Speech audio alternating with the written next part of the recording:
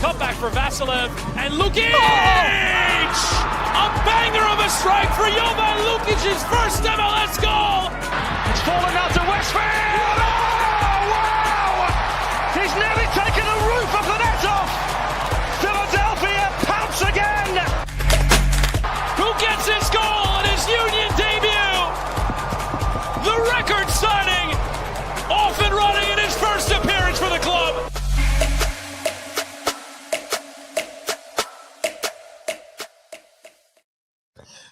Hello and welcome to the Free Kick Podcast. My name is Todd, and as we had teased on social media, just because the Philadelphia Union don't have a game until another 2 weeks does not mean that there is no podcast, there is no news to talk about. There is plenty to talk about, just like it was, right, Jose, for us in the offseason, just when fans thought that, oh, well, the Union don't make the playoffs, there's nothing to talk about, there will be no podcast. Of course, there is news to talk about, plenty to talk about with Jakob, Glesnes, and Kai Wagner being named to the MLS Best XI, Bradley Carnell named Coach of the Year, Philadelphia Union finalizing a deal, getting ahead of business for a brand new striker. We'll talk about that here in a bit, and if time permits, quickly dive into New York City versus Philadelphia Union. As we know, that is who the Union will face in about 2 weeks, either on November 22nd or 23rd. Hopefully we'll find out at the end of the night or tomorrow, I would imagine. But Jose Nunez, how are you doing? I'm doing okay. Valerie, hello from down under. I hope you can no longer hear an echo. I realized that my microphone was immediately right next to the speaker of the iMac, so I'm guessing it was picking up Todd speaking into my microphone and giving you feedback. So I hope it's fixed now. But hey, listen, Todd, you're absolutely right. This train never slows down, right? I think what really helped out your show or the show is, especially this offseason, is just being consistent with it, right? In terms of just being there, talking about what's going on, whether the Union were playing or not. Obviously, it goes without saying, last offseason was a tumultuous one, right? In terms of a long-term head coach leaving, then some bits and pieces of coaching staff also moving around, etc. Players coming in, players going, staff coming in as well, beyond Bradley Carnell. So just like that, man, it's this train never slows down with the Union. There's something to talk about, and if anything, I think that there's a lot of excitement, or there should be a lot of excitement from the fan base for this move, should it finalize. Just an unbelievable move that this could be for Philadelphia. I can't stress that enough. Yeah, absolutely. And Michael, I do see your question, or yeah, there's a question there. We'll talk about that later on the show. So hopefully you stick with us towards the end, and we'll hit on all that. But yeah, you're right, Shaggy. 2 weeks is such a long layoff. I mean, 3 weeks is a long layoff, and that's exactly what the Philadelphia Union had. We'll get into that maybe more so next episode, not so much this, but yes, I do agree that is a long layoff. But yeah, Jose and I want to try to keep this in an hour, so we'll see if we can do that. We're going to try our best. Not a ton to talk about, like 3 topics that I really want to bring up. So let's go ahead and start off with Jakob Glesnes and Kai Wagner named to the MLS Best XI. A couple of weeks ago, Jose, you and I were talking about how maybe it was a little bit of a shame that Kai Wagner and Glesnes didn't make Defender of the Year. They lost it to Tristan Blackman of Vancouver.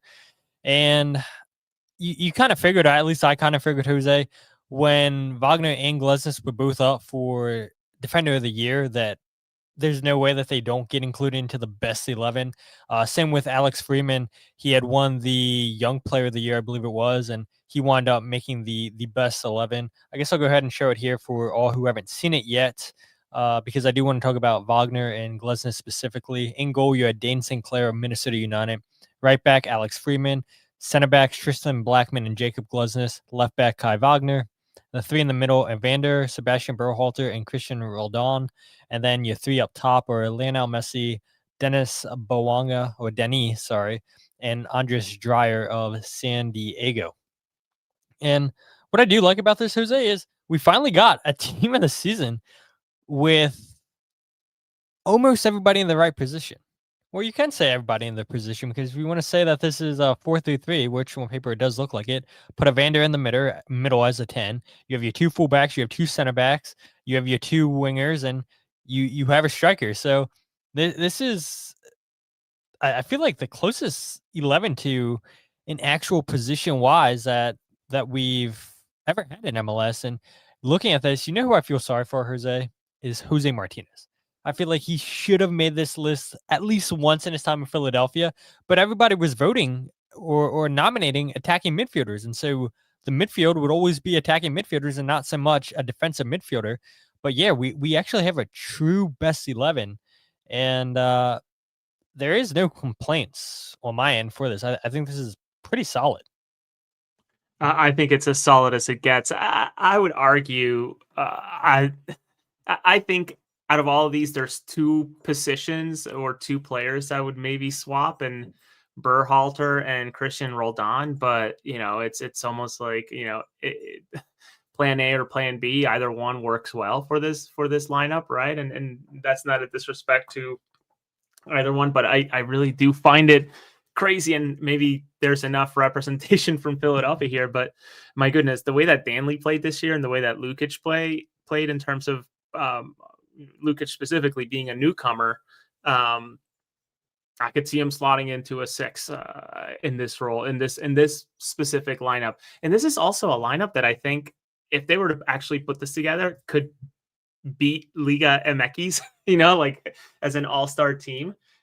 So yeah, no complaints from me. Cool to see two Union players. I guess they are them and the Whitecaps, right? Having multiple players represent is a huge vote of confidence on what they're doing. And really two franchises that sort of just do a great job of finding diamonds in the dirt type of thing, right? So cool stuff. I like it.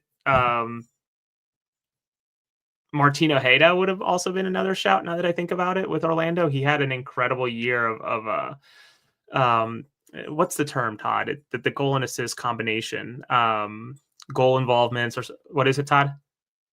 You're muted. In hockey, it's points, but yeah, goal involvements, I believe, is soccer. Yeah, whatever the term is that my overlord that contract me have me right from time, or they correct for me, because obviously I don't know off the tip of my tongue. So Martino Hayda would have been a good shout, but I love that roster. I love that team, and happy for those guys, especially the two Union players, right? Cool to see that. Yeah, absolutely. I mean, I feel like it doesn't happen often where you see multiple players on the same team into the lineup. And again, I mean, for me, the thing that I'm happiest about is seeing that it's as true of a formation as you could possibly get. Yeah, Danley, John Jock, and Jovan Lukic had fantastic seasons for the Union this year, and I don't think that there is any way that the voters would have had 3 Union players into the best 11, but maybe they should have. Maybe they should have, with winning the Supporters Shield and the Union being so consistent throughout the season. One thing you had mentioned there is, this is a team that could potentially beat a MLS MX squad. And what's interesting about that is there's 10 players on this list that made the All-Star game this season. So I guess your colleagues and other people in the media, Jose, that had votes, that voted for a lot of these players to be in the All-Star game. Well, those players stay consistent through the All-Star break and continue to have a strong season. So yeah, again, no complaints on my end, but specifically to talk about Kai Wagner and Jakob Glesnes. Couple quick hitters right here for you guys. This is the second time in both Glesnes and Wagner's career that they have been named to the best 11. They previously did so in 2022 after that historical season for the Union. That, yes, here you go again, another mention of the MLS Cup loss to LAFC, which, by the way, the 3-year anniversary was a couple days ago, which is so crazy how fast time flies. It feels like it was just yesterday that I was at Subaru Park watching the game, which, by the way, I don't even know, I don't think I knew you back then, Jose. Were you at the stadium watching that? What year was it again? 2022. I was in the stands with family. So you were? I was I was at the stadium. I don't think you and I knew of each other. Yeah, we didn't know each other, but the Union had a watch party for the final that year, and Oh yeah. No, I'm sorry. Yeah. the game was at Bank of America Stadium, or BMO, which it is now. And then the Union like opened Subaru Park up to a whole bunch of friends to watch the stadium at the game. I mean, watch the game at the stadium, or there was a whole bunch of watch parties at different bars and whatnot throughout the area. But it was a cool experience. But yeah, it doesn't feel like it was 2 years ago. But again, going back to this, yeah. So their second honor, Glesnes and Wagner, first since 2022.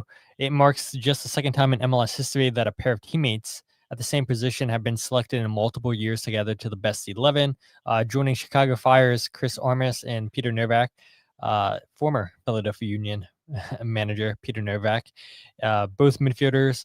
They made the list in 1998, 2000, and 2001. So Glesnes and Wagner become the second pair of teammates in the same position to be named to the best 11 2 different years. The Union defensively conceded a league low 35 goals, kept 14 clean sheets, the most in MLS. And I guess we'll start with Glesnes, Jose.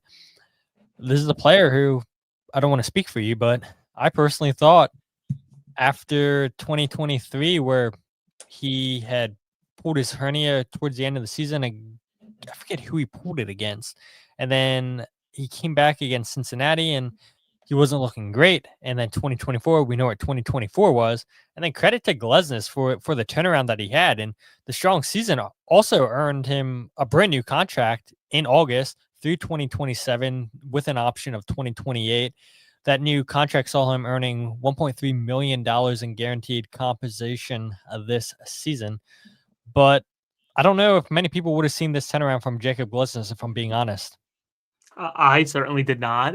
I was shocked to see the numbers that he put up. And gosh, if I remember correctly, Todd, when he finally got his surgery, and I hate to blame the injury on anybody, but I almost feel like it was, I'm sure partly him and partly sort of Jim Curtin's staff in a way, right? Of running him to the ground, because he was going for some of those unbelievable stats of just however many.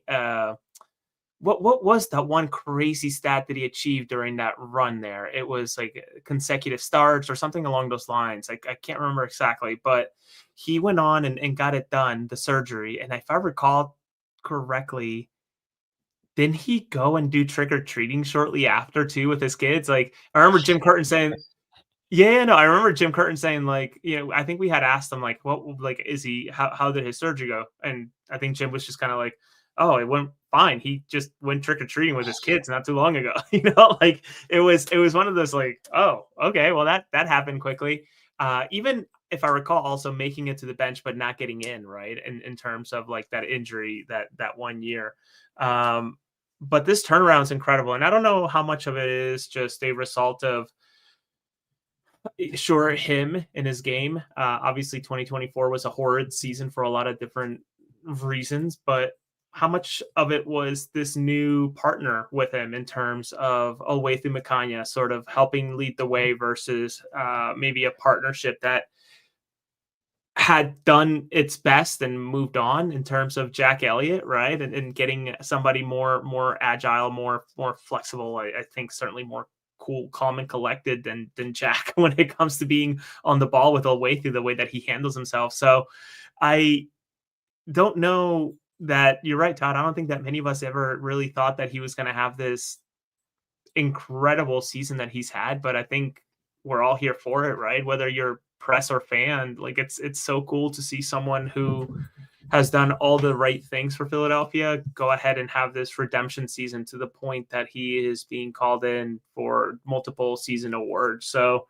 good for him. Happy for the team, and just makes you wonder, right? And I think there's a vision already in mind of, what happens after Glesnes and what does that succession plan looks like. And I think Brommapojkarna is the first piece, should he stick around in MLS long enough. Neil Peart, potentially, right? I mean, you would think. Yeah, but obviously 2025 did not go to plan. I honestly had thought that Neil Peart would have played at this point appearances in the teens, just coming in as a sub, even though that's pretty bullish too, considering that, you don't often see coaches really substitute center backs. But no, you would think Neil Pierre is it, and congratulations to him on the international call up here for this window. Yeah, absolutely. A whole bunch of Union players. I saw CJ Oney. Who else? Eddie Davis, maybe? Did I miss that? I know you had put a tweet out about that. A whole bunch of players. Kevin Sullivan scored now in back-to-back games with the U17s at the World Cup, I know. Yeah, I mean, it's great times for the former academy players, Union 2, Union first team players that are going away to camps and going away for the national team at the youth level.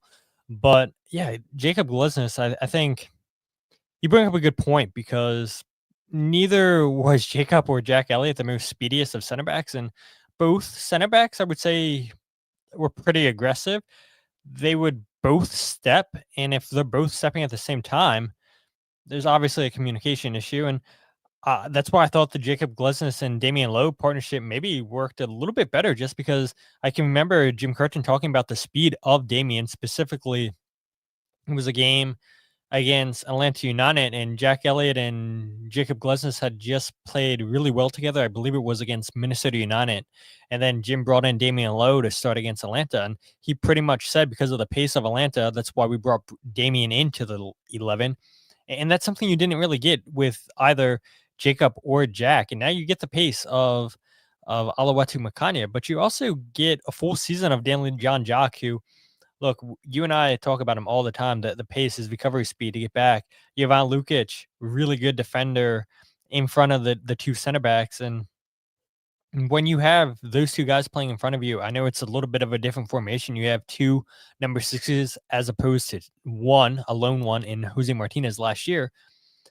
Yeah, of course it's going to play, I believe, a little bit of a factor in why we've seen a revival into Jakob Glesnes. But at the same time, too, like, he does look to be playing pain-free. He does look a little bit quicker than he was. And I don't know if you've ever had a hernia injury, Jose, but I can remember, I think this was last year, I was kicking around the ball and everything, and I could just, like, feel this discomfort in my groin, and it lasted for weeks and weeks and weeks. And it's like, anytime that it was cold out and I would go for a run, I would feel that.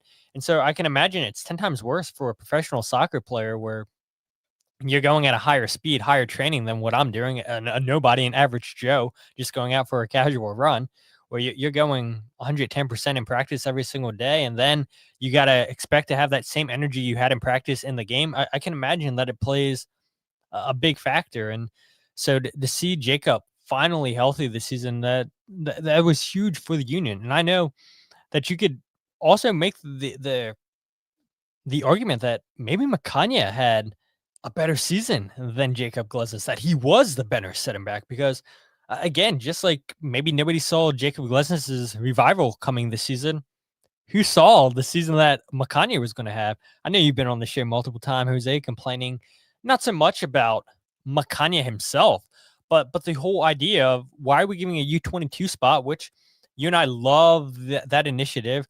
We wish that the Union would take more advantage of that. We wish more teams would take advantage of that, because the option to potentially have 4 young U22s, that's great. That's a great mechanism to take advantage of. We want the Union to take more advantage of that.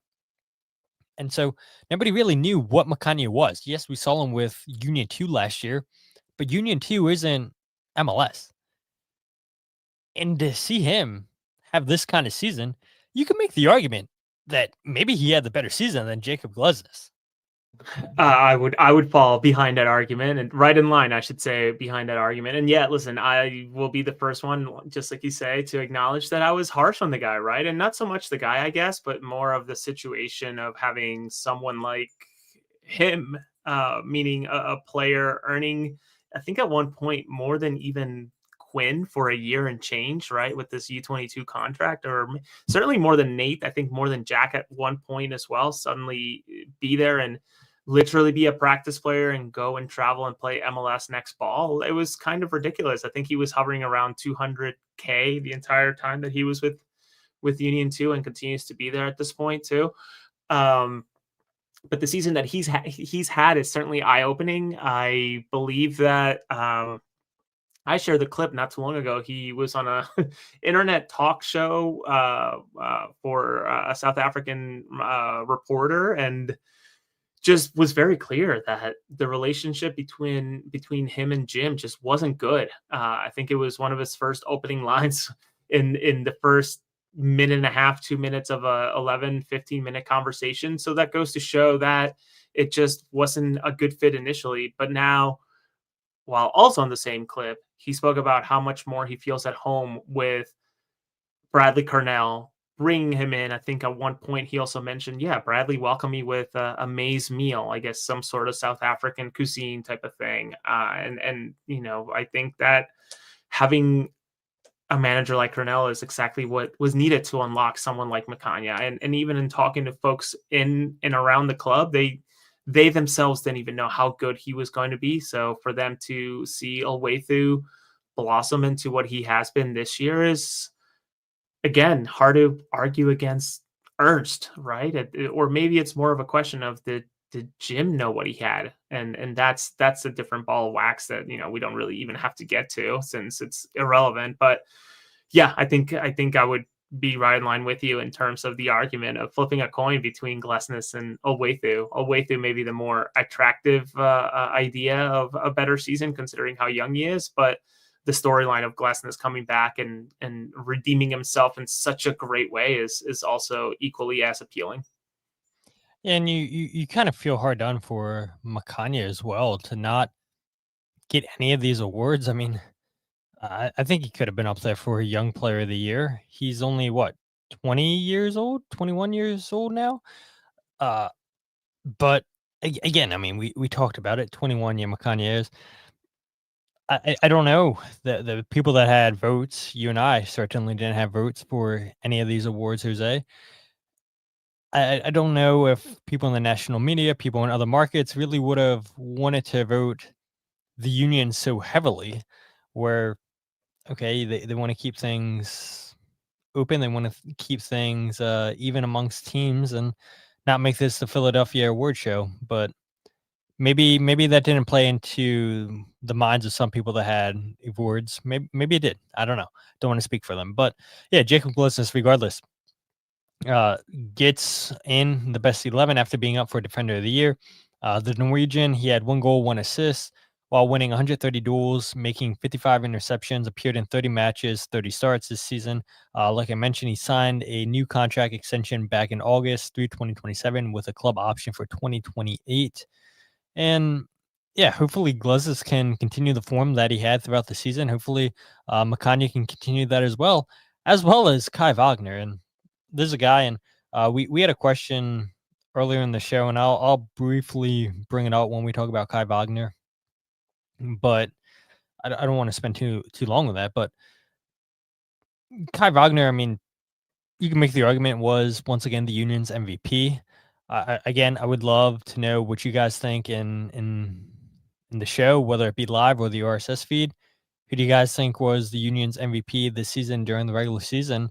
Because I think if you had a full season of Milan Orlowski, I think he could have made a run for MVP. I mean, nobody would have seen this injury to Quinn Sullivan coming, but I think when you go out and get Orlowski, it's to help you push for that playoff push. And yeah, you had Gruber scoring goals. You had Damiani starting to get into form. You had Mika Ur, who has experience in MLS. And you have the opportunity to go out and get an Orlowski. He was on fire with San Diego before they decided to release him from his loan. And then he winds up going back to Europe. And then the Union are able to go ahead and get a deal done. And it seemed like he had been with the Union for a full season when he came in to this team. And so you could have made the argument that Orlowski, if he was here for a full season, would he have been the Union's MVP? But Wagner led the Union in minutes played, 2,769. He had 11 assists, according to your overlords at MLS. But you and I, we'd like the regular assists, not the hockey assists. So he had 9. He led the Union in key passes, 90. Also helped the Union as well as Jakob Glesnes in lifting both of their second supporter shield in club history. Wagner's 11 assists were the second most by a defender in MLS this season, bringing his total to 63 in 7 years in his MLS career. Again, those numbers are a little bit inflated because MLS does count the hockey assist.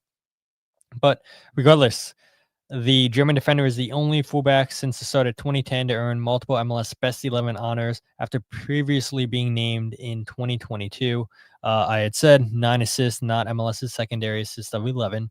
He led the Union in big chances created at 18, 92 tackles, while ranking first in MLS in crosses 160, and first in successful crosses 88, and second in assists amongst defenders. And the thing about Kai is, okay, yes, we all know that his assist numbers may be a little bit inflated because of the amount of times that he's crossing the ball. He's won the Union set pieces. His chances created, his big chances created are maybe a little bit inflated because he's won set pieces. But that's not to take away, Jose, from his ability on those dead ball situations to find a Ty Reber like we saw last game, to find a Jakob Glesnes, a Makanya, an Alaski, or whoever. Because there is something to be said about how technical he is on those dead ball situations. And it's a big key for the Union, and it's going to continue to be as long as Wagner's here.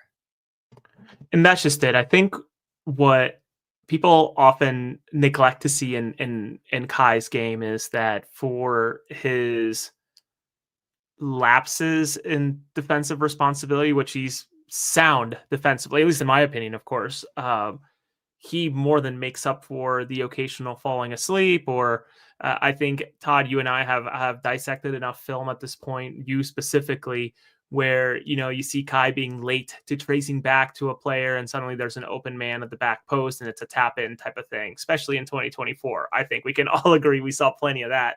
But I think what he brings on the other side of the ball in terms of getting himself forward, getting himself in situations, areas where he can pass the ball, cross the ball, slash the ball across hard and low across the box or on top of the 18, is just makes up for what he may not be doing defensively that most teams would die for.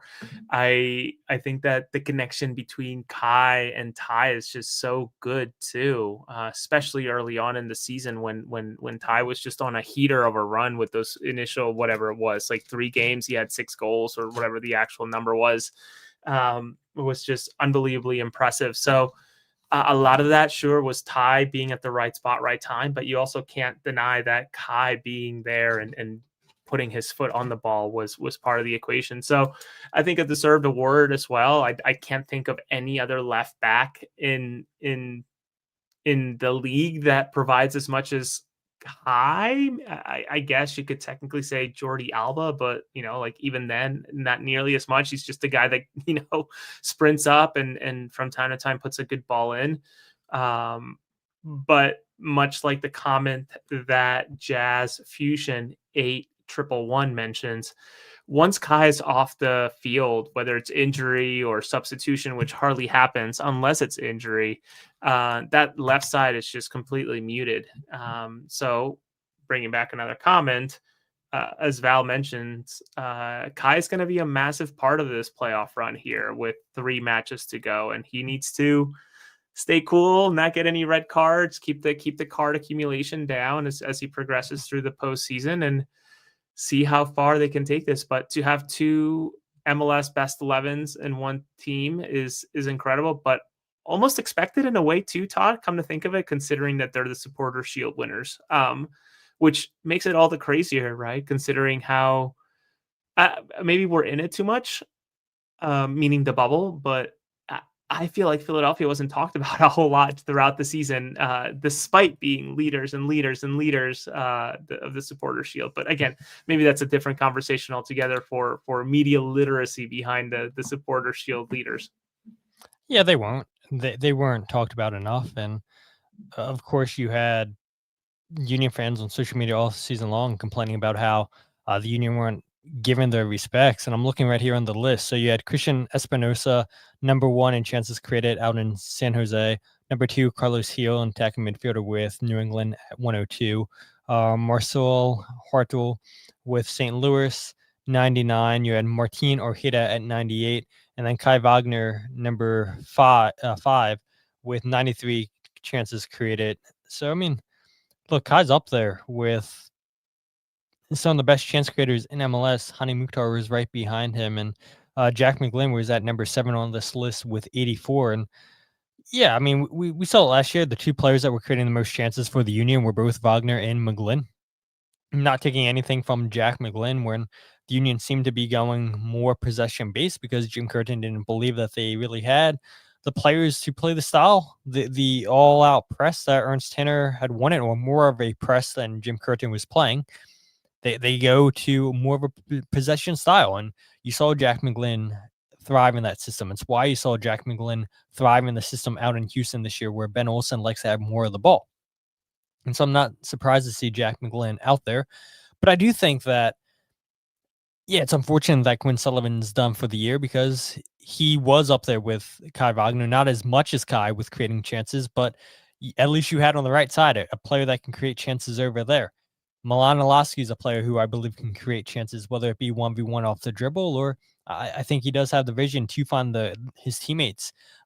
Certainly, we see the connection between him and Mikael Ua multiple times when they've been on the field together, where Milan just knows the type of runs that Mikael wants to make. And Milan and Mikael have both talked about that multiple times this season, about the understanding between the two of them. But I do want to go to this question real quick from Jazz before the show even started. He sent this in at 12:03. He said, "What, if anything, is to be made of Miami already negotiating with Wagner's people? Catch your answer when I get back tomorrow."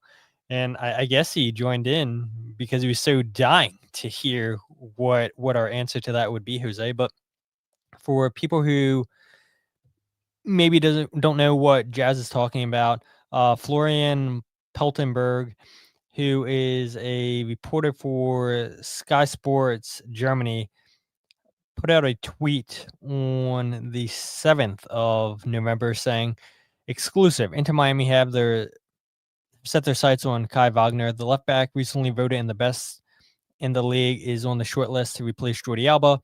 Talks are planned after the season. His contract with Philadelphia expires on the 31st of December." Which, okay, why would they have talks with Kai Wagner and his people when his contract's through 2026 and he has an option for the 2027 season? Yeah, I think after the season, Wagner's probably going to want a contract, and maybe this is Wagner's agent drumming up interest to get the talks to go someplace with the Union. But we've seen this, I feel like, the last 5-6 years with Kai Wagner, Jose. Every year you see him, oh, is he going to go to Serie A? Is he going to go to the Premier League? Is he going to go to the Championship? All of these clubs have been linked with Kai Wagner. And Jim Curtin, I believe, was asked a lot about it in 2024 or 2023. And Jim basically said, yeah, it's the world of football. Of course there's interest in our players, but until there's an official offer, then that's all it is interest.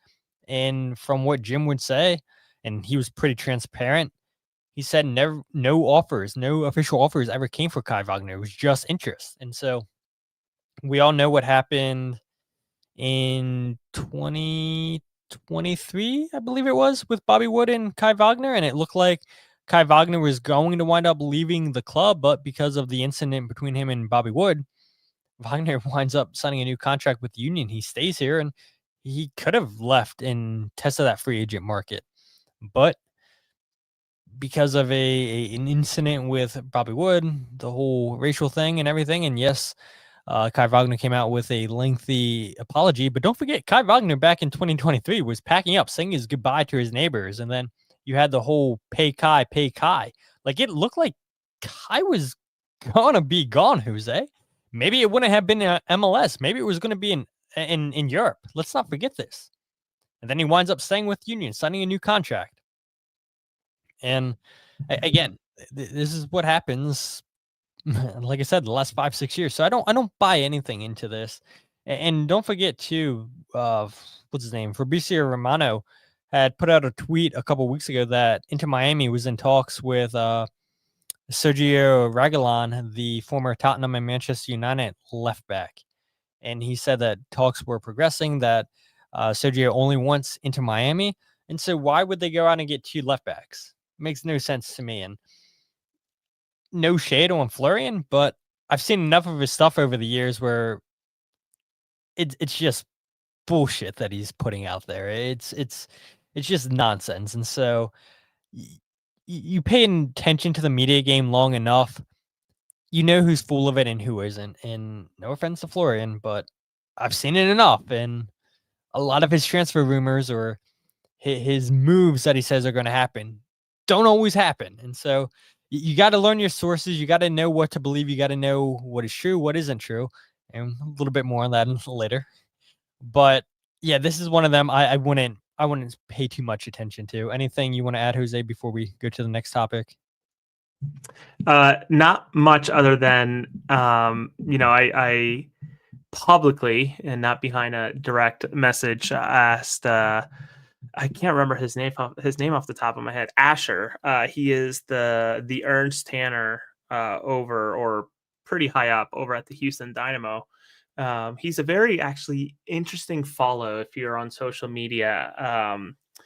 He does a great job of sort of, explaining to the public the moves that they make, why the roster construction, the reasoning for decisions on the end of year roster, etc. He's a fascinating follow, especially when he starts dropping some knowledge for the reasoning around it all.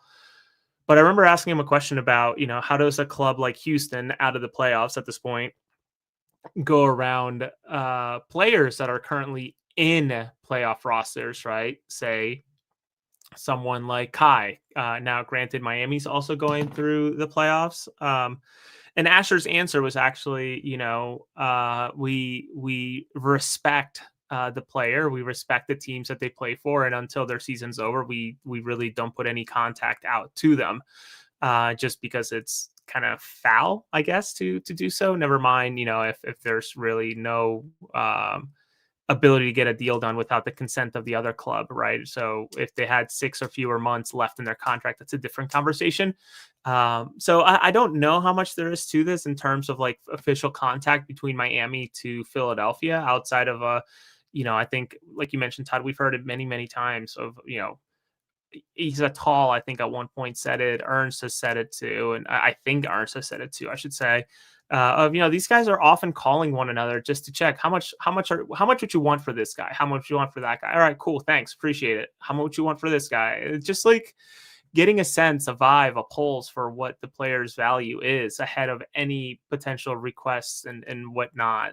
So could this have happened? Sure. Is there something solid on the table? I can't imagine. I haven't asked around because I myself don't believe it. Again, the Sergio Reguilon rumors like totally debunk this, considering the Fabrizio Romano tweet was like 2-3 months ago at this point. It felt like over the summer, early fall. So I personally don't see this. And I guess my final question to you, Todd, since this is becoming cyclical with the Wagner Kai train, where were you in that year for the hibachi dinner social media post? Where was I? Yeah, it was back in 2023. I mean, yeah, the whole neighborhood there. It was comical, dude. I think the hibachi guy even had like the little pee-pee toy, like doing the water squirting into people's mouths. It was incredible. Where was I at? I feel like that was back in August, maybe September. Maybe I was on vacation someplace. I don't know. Maybe I was out fishing something. Yeah, I don't know where I was exactly, but it's every year. So yeah, I wouldn't buy into that too much, people. Especially too, like what a time for a rumor to start playoffs. Like is Inter Miami starting this? Are they trying to get in Kai's head? Are they trying to twist it? Are they that sure that they're going to make it into the semifinal or the Eastern Conference Finals, and are they that confident the Union are going to be there, and so they want to go ahead and do whatever they can to distract one of the Union's best players? Maybe. But let's go ahead and switch topics to the guy who was a big part of the success, and maybe the main part of the success this season is first-year head coach for the Philadelphia Union, Bradley Carnell, named the coach of the year. And what a season for Bradley Carnell. And look, I can recall being on this podcast, whether you weren't here or not, Jose, I can't remember, but I remember saying to the listeners that the best thing that Bradley Carnell can do to replace Jim Curtin is the win. Win, win, win. Because nobody's going to talk about Jim Curtin as much as they potentially could have if Bradley Carnell's not winning. So all Bradley needs to go out is win. And that's all he did. That is all he did. And you and I have talked about how it's pretty rare to still have some of the same staff left over from the previous regime with Jim Curtin. You have Jay Cooney and analysts with the club still here. You have your Phil Weddings, your Frank Like still here with the club. You still have Ross Kane here, who spends time with the first team, the second team. There's so many other staff members that Richter. I keep name. Yeah, Ryan Richter's still here in the organization with Union too. Oh my gosh, one of the athletic trainers. Why am I? Of course, you still have Paulie here. You still have. There's another guy who I always see him all the time on the sideline. Why am I blanking on his name? I mean, there's just so many people still in this organization that are still left over from Jim Curtin, and so to see Bradley Carnell to get every single one of those people to buy in to what he wanted to coach, how he wanted to play, saying, "Hey, give me a chance. I know change is hard." He's talked about that many times, Jose, saying change is hard. He said it to the players. He said it to the staff. I'm just asking you to give me a chance. And all you got to do is win. And people are going to start believing into you, buying into you. And I haven't heard a single player complain about Bradley Carnell this season. It's all been high praise, talking about how he's good for them mentally, how he's a good player coach, just like the players said Jim Curtin was. Tactically, maybe he seems a little bit more advanced than what Curtin was. Maybe that's another topic for another day. But yeah, Bradley Carnell, first season with the Philadelphia Union, wins the Supporters Shield, gets named coach of the year. This is a team last year, don't forget, Jose, that finished 23rd overall in the league standings. And they win the Supporters Shield this year with a league high 66 points, one less than they set in 2020. Sorry, no, they tied the most, right? Or were they one away from tying the most? 67? Yeah, I think they were one away from tying 67, which was set in 2022. So yeah, if they could have got a result down in Charlotte, then they would have had the most points in club history. But still, regardless, your first season in charge in the club, you had the largest points game from 2024 to this season of plus 29, 20 wins, most in club history, went undefeated in 16 out of 17 home games this season in all competition. I didn't have the stat, people. Don't blame me. The Union are the ones who put this out, but they're currently riding a 16-game unbeaten streak through the regular season and the playoffs.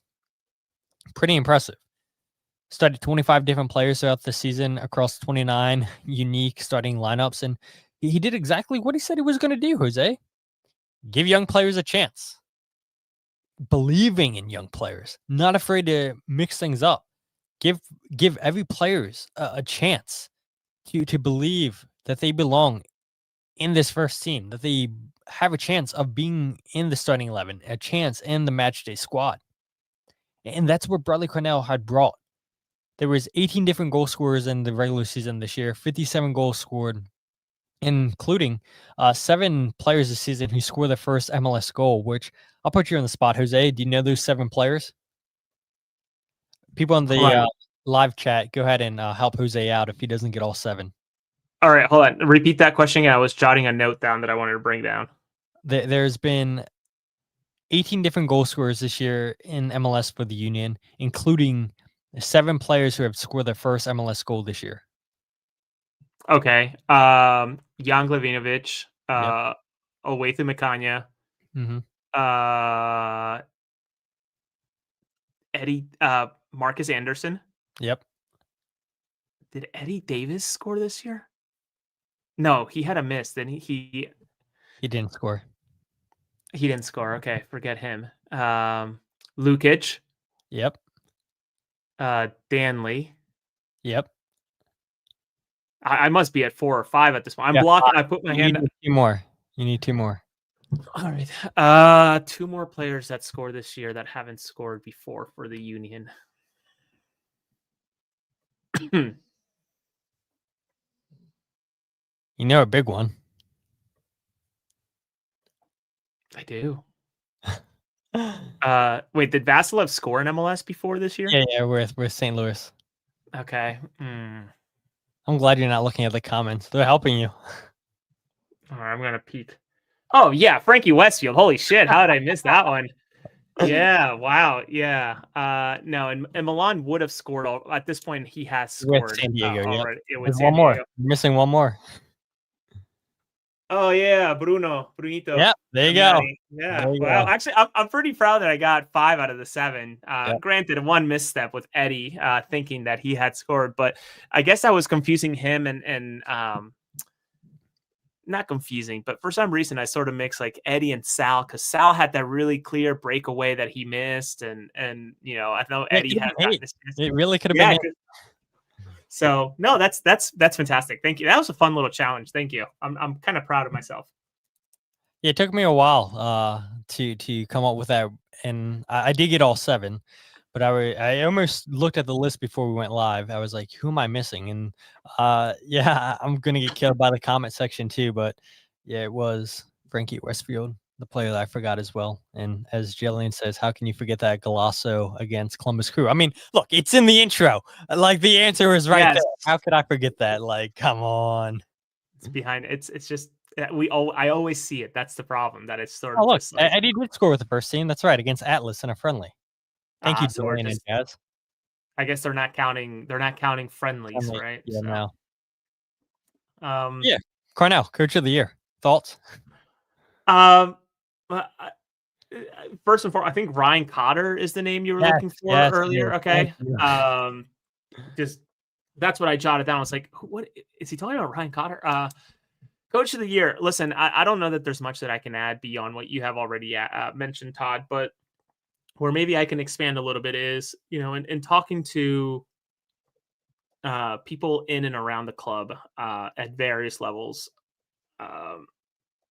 everybody has bought into what Bradley's doing and has been preaching and living through within the bubble of the walls of the organization, in terms of, everybody has a chance week in and week out. That is a genuine truth with Carnell. And we saw it with how many different lineups he tossed out there. I mean, I always joke around with you, Todd, of back with Jim, we knew his starting 11, all but maybe one player. And it often depended on whether Andre was injured or not.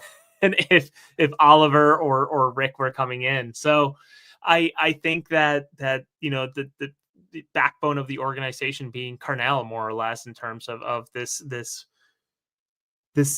ethos that he lives by and wants to make sure that everybody buys in. Everybody has bought in. I remember one press conference not too long ago where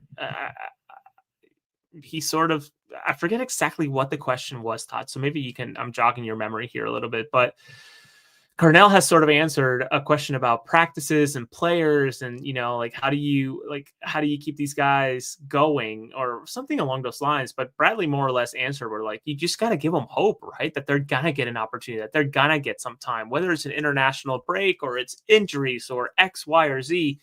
Every single practice matters and every single minute matters, and making sure that they give it their best within practice. So when they go on the field, they're ready, whether it's 5, 10, 15, 30 minutes, everybody is just set to go. And I think you see it, right? Jesus Bueno goes in and does the dirty work for 20 minutes tops. And then you also see the Eddie Davises of the world or the Salalivases of the world go in and play for 5, 10 minutes and just run their hearts out. So I think also it helps that this is probably a year where there's going to be a lot of turnover in terms of this roster as Bradley continues to sort of manipulate it into what he wants it to be. And who knows, right? I can't imagine that the Union have structured contracts the way that LA Galaxy did, but the Galaxy had big issues after winning an MLS Cup because of bonuses that were due and the different stipulations to contracts. So if that's a problem that the Union have to cross, I think that's a wonderful problem to cross at some point. Not that, you want them to be basement dwellers in the East Coast or the Eastern Conference next year. But certainly I think every Union fan and would probably sacrifice anything to get a star above the crest for a championship. But to Carnell, I honestly, what makes it even more impressive to me, Todd, is that he beat out Jesper Sorensen out in Vancouver, who blew my mind how great he was this year after Sartini and last year's. And granted, the man was full of quotes last year, but to come in and perform as well as he did in CONCACAF, etc., all the different competitions, uh, this is just unbelievable. That media vote not so much, but the player vote, to me, that's just so fascinating. Players absolutely see what Bradley Carnell does, and I think his story also being sort of a redemption story helps, and we'll see what next year brings. Not that I'm trying to move the field goal post here, but it's just so impressive that it was Bradley and not Mikey Varas, and certainly not Jesper, I should say, Sorensen. So congrats to Bradley. And what a beautiful video that was, that little tribute from his family members, just telling him. And you can tell how much it means to him, and that's just impressive. Yeah, and if I'm not mistaken, his family still lives in St. Louis. So, I mean, that's even more impressive to be that dialed in into something and lay your heart out to something where your family, they support you. They're giving you everything when they live hours and hours away, and a different time zone too. I know St. Louis is only an hour behind, but still, to be separated from your family for a whole season, and that's got to be difficult. That's got to be so difficult, and it's a sacrifice that Bradley and his family came to an agreement from, and it had to be the right fit for Bradley Carnell to come back into coaching, and the Philadelphia Union was, and we see the fruits of his labor with how much he's dedicated into this whole project. And I think he said in the end of the video, Jakob Glesnes also said it too, that look, we're not done yet. Yes, we won the Supporters Shield. Yes, we won a playoff series, but we're not done yet. There's still more to be had. And this team's not going to be settled with in a Supporters Shield standings, because they have home field advantage throughout the playoffs. And so they're going to continue to push one. They're going to continue to fight. And again, it starts at the top with Bradley Carnell, and credit to him for getting so many people to buy into what he was preaching, what he was building. People who are listening to this on the RSS feed who haven't seen the breakdown. So Bradley Carnell had 33% of the media vote. Sorensen with Vancouver had 35.5% of the media vote. Then Mikey Varas had 21%. Player vote, Bradley Carnell had 32%. Sorensen had 20. Mikey had 22. Club vote, which was huge, 48% to Bradley Carnell, 24 for Sorensen, and then 16 for Mikey. Then it came as a total of 37% for Bradley Carnell, 26 for Sorensen, and then 19 for Mikey Varas. And Carnell was a 4-time coach of the match day of the season. He became just the third coach in MLS history to lead multiple clubs to at least 55 points in his debut season with the club. And yeah, the Union have now had multiple coaches win the coach of the year, with Jim Curtin winning it twice, and now Bradley Carnell winning it in his debut season. And what an honor it is for Bradley Carnell. And hopefully the Union continue to make history, continue going this run that's been so fun. That is the 2025 season. But last topic for the show, I will go ahead and let you lead this topic, Jose, because as Mike, he mentioned earlier in the show, he said, Jose broke the news on the Alladoh deal, right? Where I first heard it. And that is indeed correct. Jose Nunez was the first one to report. I believe it was on Wednesday night, late Wednesday night, reporting that the Union are finalizing a deal to sign Ezekiel Alladoh from, let's see if I can get this right, Brommapojkarna, I believe that's how you say it, Brommapojkarna in Stockholm, in Sweden. 20-year-old Ghanaian forward, 20 years old, like I said, 8 goals in his season with his club. And yeah, Jose, I'll go ahead and let you break this all down, since you were the first, and some people don't want to give you credit, and bullying sometimes works on social media, but that's neither here or there. I'll save you from any comments. I just want to clarify. It's finalizing. The Union have not signed a deal yet. Not that I'm aware of, but finalizing. Yeah, I have to write that down there. Finalizing. Yeah. You said signed. I was like, whoa, hold on. Let's just say finalizing out loud. Yeah. Little bar. Yeah. The Philadelphia Union are finalizing a deal to sign Ghanaian striker Ezekiel Alladoh. He's 20 and most recently has been playing for I don't know how you go about pronouncing this club's name, but Brommapojkarna in the Allsvenskan, Sweden's top division, and he has had a fair amount of appearances for the club, I guess this season and partially last season, a total of 32, in which he has scored 8 goals and provided 1 assist over 2,300 minutes. And I can't stress this enough. And yes, it was Wednesday evening. Oddly enough, Todd, I was actually about to rage quit at my Target because it's a Target where they just went through a massive facelift inside of it. So everything has moved everywhere. And I don't know if you remember, Todd, I had that one winter where I helped out at Target just to make some extra money for the holidays. So I knew that store like the back of my hand. So then to go back in after a renovation and everything just be somewhere else and signage everywhere that's not supposed to be there, I was just so angry. But fast forward, I sort of I got hit up by a source letting me know about this happening and the comfort of being able to mention it as finalizing put a huge smile on my face. This player is the real deal. I cannot stress this enough. Seeing some previous interest, according to my source, from clubs like Leicester, Club Bruges, I believe Wolfsburg as well was one of the names that was tossed out there that were interested in this guy, is incredible. So there's a lot of this person mentioned how, like, if whenever this finalizes, like, this is an incredible coup for any MLS team to get, never mind not overpaying. So it's we'll see how he pans out. Obviously, I think it's hard to challenge the scouting department, Ernst, anybody involved from the top down, scouts internationally, scouts back home, people watching the tape, making the decisions. It's hard to argue with the streak that they're in with Lukic, and I would argue Damiani. I know some would say otherwise.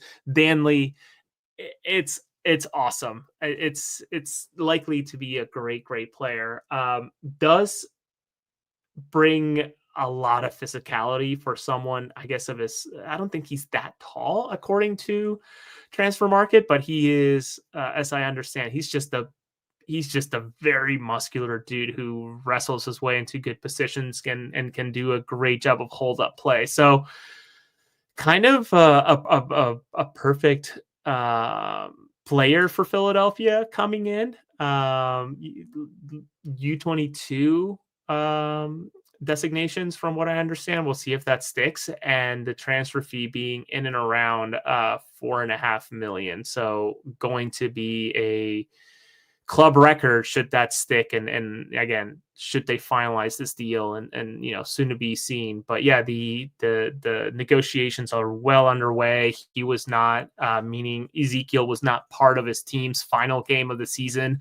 They shared a betting ad asking if he would be able to bring the final 3 points of the season to the team, to then 12 hours later not even list them in the 20-some players available for selection. So I'm guessing things are moving pretty quick, pretty fast. We'll see what he does. We'll see when he actually gets here. Obviously can't be part of the roster until January, once the league year flips, but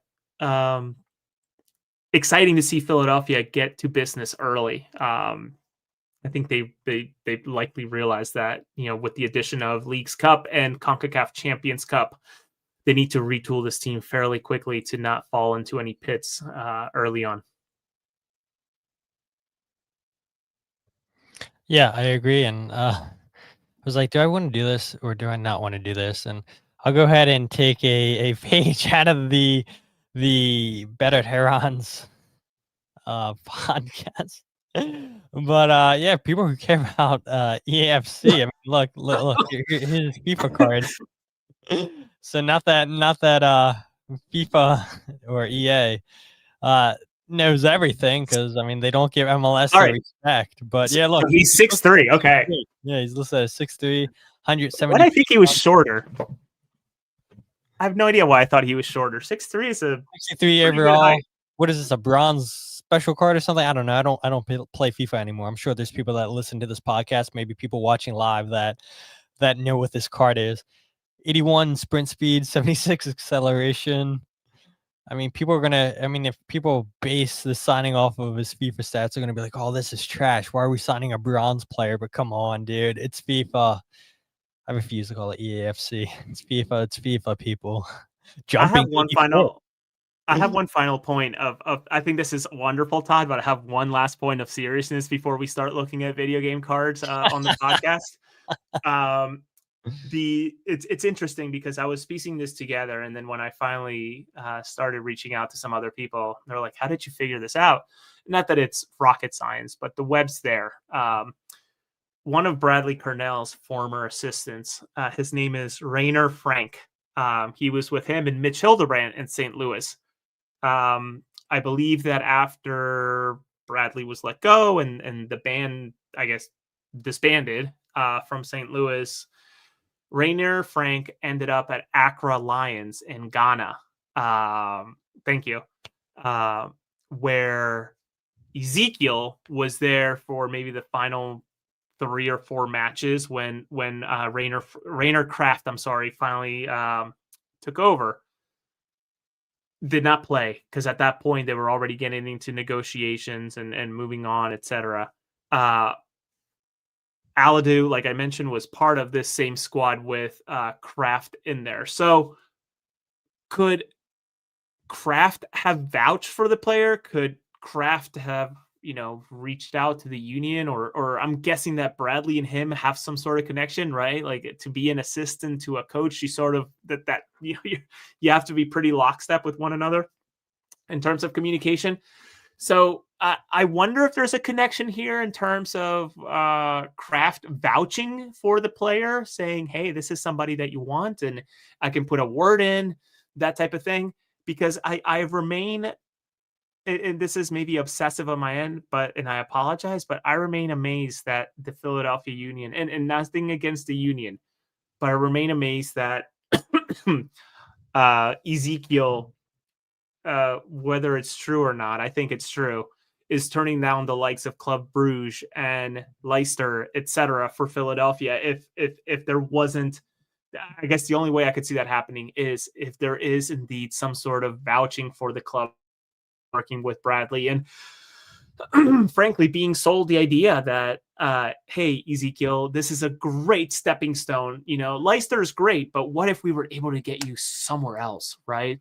The Philadelphia Union just had someone go to Corinthians. They just had someone go to Feyenoord, who ultimately finds himself in Leicester, or Leicester. Thank you. My pronunciation's not great. Thank you, Val. It's just, I think this could be an incredible coup should the deal finalize, and I have no reason to believe that it isn't, considering, again, he wasn't part of the roster. But I just wanted to share the connection there between Rainer Kraft with St. Louis and Bradley Carnell. Again, these webs are just so deep that they're worth mentioning for knowledge, because we want to make sure that you all feel as knowledgeable as we are about these things, and make this the most knowledgeable fan base we can. Exactly. That's all we're trying to do here. But yeah, I mean, nothing else that I really want to add to this. There was a question I'll answer very quickly from Michael. He said, "Big question, who is he replacing?" And again, I mean, we can get into this in the off season. Mikel Ua, we all know his contract's up after the end of the season. Ty Baribo has an option for 2026. We all remember the rumors back in the summertime that New York City and New York Red Bulls were interested in Ty Baribo. Does Ty Baribo get moved in this offseason? Again, that's something that maybe Jose and I can discuss maybe at more of length in the offseason. But the Union's forward depth depth going forward, you have Bruno Damiani, 23. He signed through 2028, an option for 2029. Milan Oloski, hybrid player, he's 26, signed through 2027, an option for 2028. Marcus Anderson, 21, signed through 2026, options through 2028. Chris Donovan, 25, he signed through 2025, and he has options through 2027. Eddie Davis, 19, signed through 2027, options through 29. Saul Olivas is also 19 years old, signed through 2028, has an option for 2029. So, yeah, you do have a lot of strikers, forwards on this roster.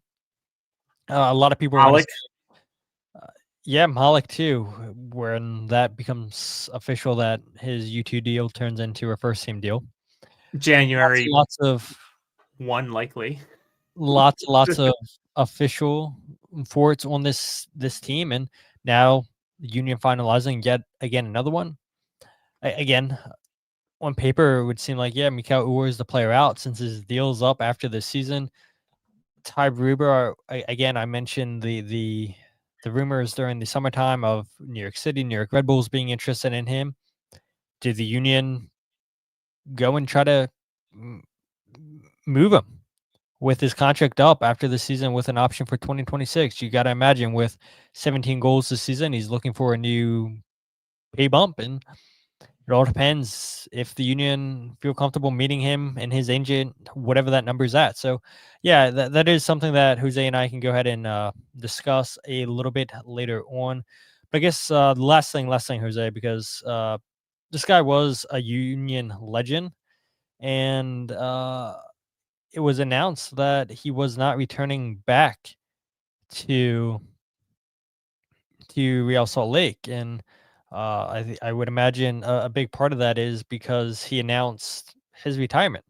That is former Philadelphia Union goalkeeper Zach McMath. Then I'll go ahead and pull up your tweet here real quick, Jose, since you did the honors of all the stats and whatnot for Zach McMath. McMath, 34 years old, made 110 appearances for the Union, totaling 9,945 minutes and recording 29 clean sheets. Across his career, he made 270 appearances, registered 73 clean sheets, and logged over 24,000 minutes played. Another trivia question here for you, Jose. You know what college he went to? He's a Maryland guy. I know that. Yes, sir. He's a Terp, baby. Won the national title back in 2008 with the Terps. They went 19-1-0 that season. Terps also undefeated this season. Well, we'll see. Do they have the squad to go ahead and get yet again another national title? But yeah, University of Maryland, so good at producing goalkeepers. Zach McMath, Zach Steffen, Dane Sinclair, who we talked about at the beginning of the show.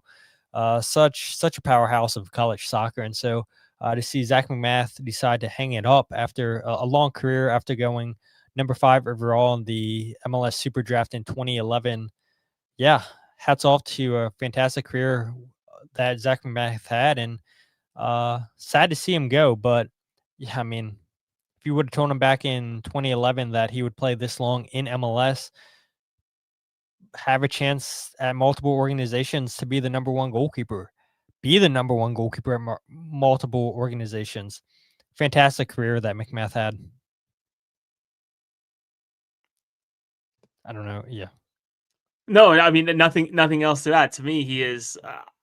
I remember him being drafted. I also remember his replacement being drafted, and sort of like thinking, "Oh, that's kind of awkward." But ultimately, he was, I think, a fantastic bridge between Mondragon and ultimately what Blake came to be. And for him to have played this long and done what he's done in terms of consistency, like 24,000 minutes, that's a lot of fucking soccer, dude. That's a lot of professional practice, a lot of wear and tear on his body, and certainly, yeah, I think it goes overlooked, but a lot of time away from his family. So I think now he gets an opportunity to be solely a dad and a fan of a team than being a player on a team and a fan of his family. So excited for him to do that and finally get to enjoy it. But congratulations to him. What a great career. Not many make it this far. Now you're muted. Jose, it's been a fantastic show. Been a little bit over an hour, of course, but we'll wrap this up within 2 minutes. Where can people find you on social media? Anything else you have to plug? No, nothing to plug. Just I guess all I'll say is that as we approach the off season and we think about the news cycle here with Philadelphia, I think it's fair to say that whether it's just you, whether it's just me, whether it's us together, whether it's us and our friends and in our circles here of Union coverage, we'll have content for you. And I can imagine that there's more that Philadelphia is doing in the coming weeks, months, etc. So stay tuned. You can find me on social media at Jose R. Nunes91. MLS hasn't given me an assignment yet for the game that happens in 12, 13 days. So we'll see what goes from there, but definitely we'll have an assignment for Philly Voice for whatever that match. So we'll see what it shapes up, and we can talk about NYCFC another night. But congratulations to them to getting through. And I'm not one to say prayers often, whether you like that or don't like that, I don't know. But man, my heart goes out to Andres Perea. What a terrible injury he suffered against Charlotte. That was awful, awful, awful, awful. I hope he heals quickly. And I can't imagine he plays a lick of soccer for a good bit here. So healthy recovery to him. Yeah, absolutely, man. I'm getting crushed in the comment section because I didn't do blunder of the week. I do have a blunder of the week, but I was like, we're running out of time, so I'll go ahead and share it real quick, people. This was Michigan State versus USC in the Big Ten tournament. I don't know if you guys saw this. This was a semifinal. You had Michigan trying to play it. UCLA trying to play out of the back.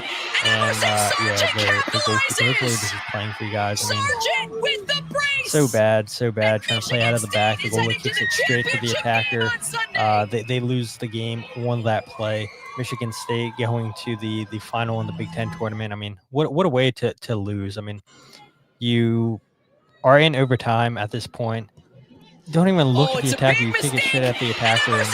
And Michigan State go on to win 2-1. So yeah, that's what blunder of the week was going to be. But I was like, yeah, I don't want to spend too much time talking about this. We're going to run out of time. But yeah, I did have that saved. So now you guys can get off my back. I did have blunder of the week saved. But if you guys aren't following the podcast on Twitter, Instagram, or Facebook, follow at Free Kick Pod, whoever you get your podcast, The Free Kick. Check out the YouTube channel, youtube.com/freekickpod. Where we're live every single episode for the podcast, goals breakdown videos on there as well. And you can check out my writing, the podcast, goals breakdown video, all in one place, thefreekick.substack.com. I know I'm talking extremely fast, but that is because Jose and I said we want to keep this within an hour. It did not say that way. So there's so much more I could talk about, but we're going to keep it at this. You guys have to tune in next week because with that said, my name is Todd, and this is the Free Kick Podcast.